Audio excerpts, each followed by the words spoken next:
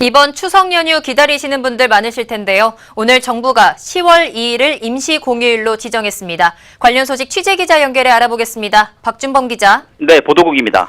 네, 이번 추석이 황금 연휴가 될 예정이라고요. 네, 그렇습니다. 문재인 대통령은 오늘 오전 국무회의를 주재하고 10월 2일을 임시 공휴일로 지정했습니다. 이에 따라 이번 추석 연휴에는 오는 30일부터 다음 달 9일까지 최장 열흘까지 쉴 수 있게 됐습니다.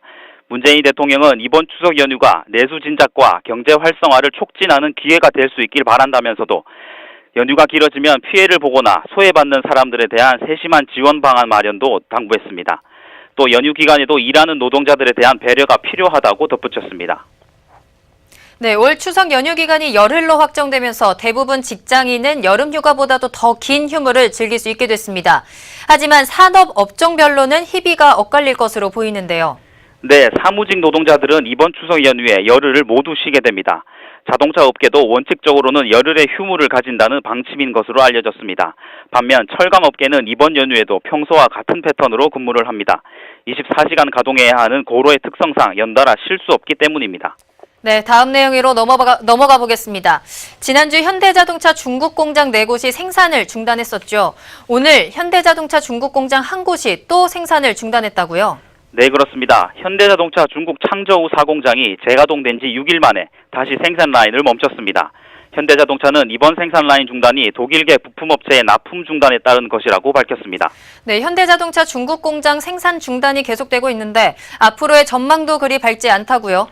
네, 생산 중단은 자금 사정이 여유롭지 못한 중국 현지 법인인 베이징 현대가 대금 지급을 미루면서 부품업체들이 납품을 거부했기 때문인데요. 현대차는 부품업체와의 협의를 진행하고 있지만 갈등 봉합은 쉽지 않아 보입니다. 대금 지급이 완전히 이루어지지 않은 상태이기 때문에 나머지 공장들의 생산 중단도 배제할 수 없는 상황입니다. 자동차 업계는 이번 가동 중단 문제가 일시적으로 풀린다 해도 완전히 해소되지 못할 것이라고 전망하고 있습니다. 네, 중국의 사드 보복 후폭풍이 우리 산업 전반에 끼치는 영향이 대단합니다. 사드 한한령으로 한국을 찾는 중국 단체 관광객이 줄어서 여행 수지가 적자를 기록했다고요? 네, 그렇습니다. 7월 여행 수지 적자가 사상 최대치를 기록했습니다.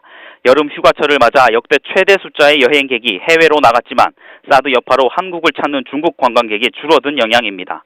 한국은행이 발표한 2017년 7월 국제수지에 따르면 여행 수지 적자는 17억 9천만 달러를 기록했습니다. 작년 7월과 올해 6월 기록을 훨씬 웃도는 수치입니다. 또 7월 출국자 수는 238만 명을 넘어서며 지난해 7월보다 14.5% 증가했는데요. 하지만 입국자 수는 40.8% 감소했습니다. 특히 중국인 입국자는 28만 1000명으로 작년보다 무려 69.3%나 줄었습니다. 이로 인해 서비스 수지 적자도 대폭 늘어났습니다. 지금까지 보도국에서 아시아경제TV 박준범입니다.